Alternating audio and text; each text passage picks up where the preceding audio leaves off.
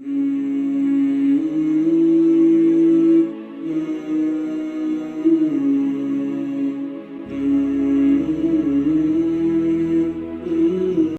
Shariffa Carlos was being groomed by individuals in high government positions in US to study, learn and then go to Egypt to destroy Islam by instigating the oppressed Muslim women.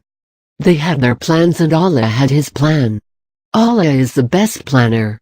Read her story in her own words. Group of dots. The story of how I reverted to Al-Islam is a story of plans.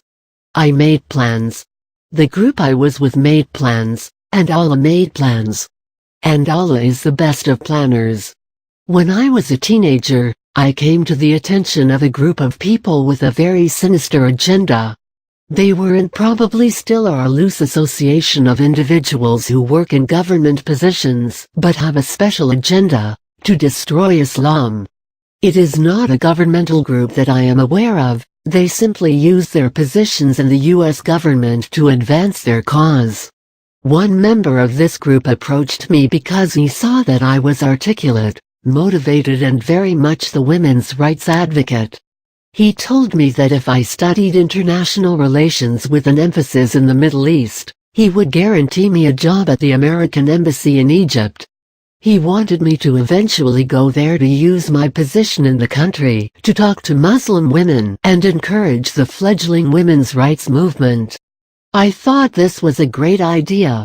I had seen the Muslim women on TV. I knew they were a poor oppressed group, and I wanted to lead them to the light of 20th century freedom. With this intention, I went to college and began my education. I studied Quran, Hadith and Islamic history. I also studied the ways I could use this information. I learned how to twist the words to say what I wanted them to say. It was a valuable tool. Once I started learning, however, I began to be intrigued by this message. It made sense. That was very scary. Therefore, in order to counteract this effect, I began to take classes in Christianity. I chose to take classes with this one professor on campus, because he had a good reputation and he had a PhD in theology from Harvard University. I felt I was in good hands. I was, but not for the reasons I thought. It turns out that this professor was a Unitarian Christian. He did not believe in the Trinity or the divinity of Jesus. In actuality, he believed that Jesus was a prophet. He proceeded to prove this by taking the Bible from its sources in Greek, Hebrew and Aramaic and show where they were changed. As he did this, he showed the historical events which shaped and followed these changes. By the time I finished this class, my deen religion had been destroyed, but I was still not ready to accept Islam. As time went on, I continued to study, for myself and for my future career. This took about 3 years. In this time, I would question Muslims about their beliefs. One of the individuals I questioned was a Muslim brother with the Muslim Students Association. Alhamdulillah, he saw my interest in the deen, and made it a personal effort to educate me about Islam. May Allah increase his reward. He would give me dua, that is, tell me about Islam at every opportunity which presented itself. One day, this man contacts me, and he tells me about a group of Muslims who were visiting in town. He wanted me to meet them. I agreed.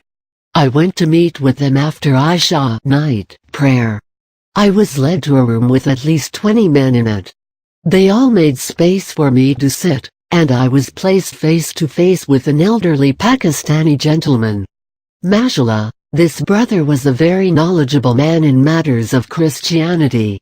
He and I discussed and argued the varying parts of the Bible and the Quran until the Fajr dawn prayer. At this point, after having listened to this wise man tell me what I already knew, based on the class I had taken in Christianity, he did what no other individual had ever done. He invited me to become a Muslim. In the 3 years I had been searching and researching, no one had ever invited me. I had been taught, argued with and even insulted, but never invited. May Allah guide us all. So when he invited me, it clicked. I realized this was the time.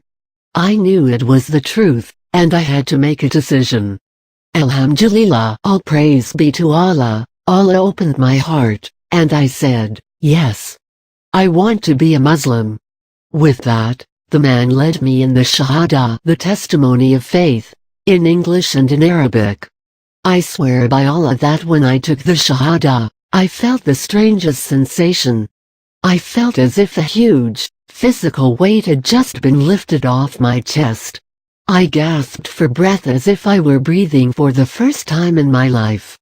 Alhamdulillah, Allah had given me a new life, a clean slate, a chance for Jannah, paradise, and I pray that I live the rest of my days and die as a Muslim. Ameen.